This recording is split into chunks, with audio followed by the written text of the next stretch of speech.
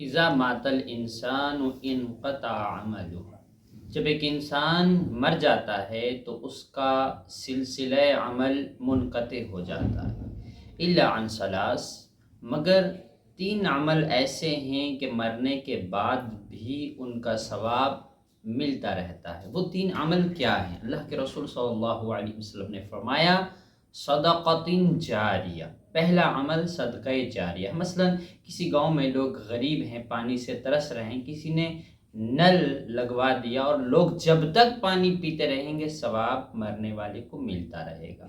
دوسرے نمبر پر فرمایا او علم ينتفع به، یا مرنے والا ایسا علم چھوڑ کے گیا ہے جس سے لوگ فائدہ حاصل کر رہے ہوں، تو اس کا بھی ثواب مرنے کے بعد بھی ملتا رہتا ہے۔